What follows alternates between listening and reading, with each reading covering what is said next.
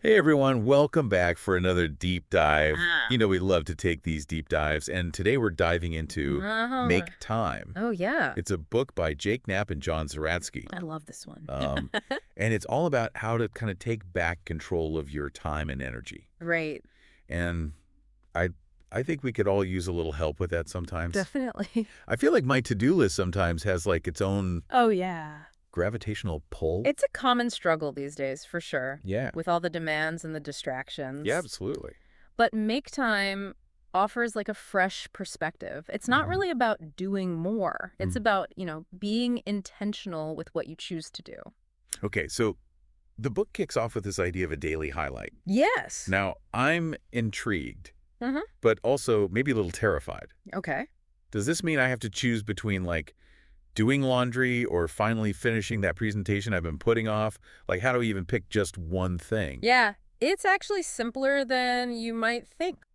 The daily highlight is just identifying one thing Okay. that would make you feel like the most accomplished or satisfied, Mm-hmm. or just plain happy at Right. the end of the day. Okay. And it doesn't even have to be work related. Oh, It could be spending quality time with your kids, right. or going for a hike, Mhm. or even taking an hour to relax and read a book. Okay. It's just about making a conscious choice about how you want to spend like your most focused energy. That's a huge relief. Yeah. Honestly, just picking one thing Yeah. feels way more manageable than trying to conquer my whole to-do list. Yeah, you don't have to do it all. Okay. And so that leads us to another concept in the book, Okay. laser mode. Ooh. The book talks about how, like, our brains really aren't wired for Nah. constant multitasking. Mm-hmm. We work best when we can focus deeply on a single task. Okay, so this is where I get, like, superhero laser eyes to zap away all distractions. I love the enthusiasm, but not quite laser eyes. Laser mode is about creating a distraction-free environment. Right. So, like, silencing your notifications, Okay. decluttering your workspace, Yeah. maybe even using a website blocker Okay. for a set period of time, I like it. just so you can, like, tap into that deep focus and get things done. Okay, so we're choosing our highlight. We're in laser mode. Yep. We're conquering the world. Right. But then the book talks about these infinity pools. Yes. What are those? So infinity pools are the things that can just endlessly consume our time.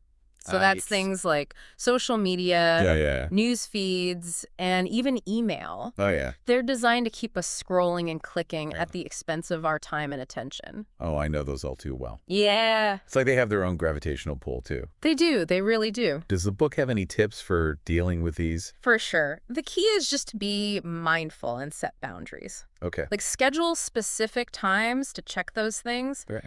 rather than letting them interrupt you throughout the day. Yeah. The book explains how these infinity pools actually trigger our brain's reward system, Interesting. which makes them hard to resist. Yeah. But by being aware of that, Okay. we can start to take back control. So we've talked about distractions, Yeah. but even with a perfectly clear workspace, Mm-hmm.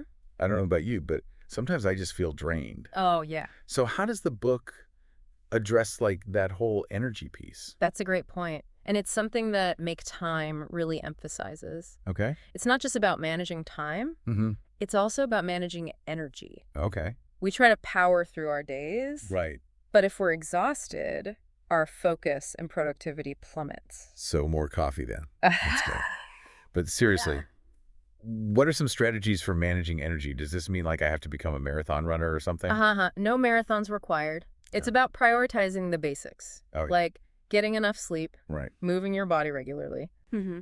And eating nourishing foods. Okay. These might seem obvious, Yeah, but they're often the first things to go when we're stressed sure. or overwhelmed. Okay, no shortcuts there. But everyone's different, right? Right. Some people are night owls, some people are early birds. Right.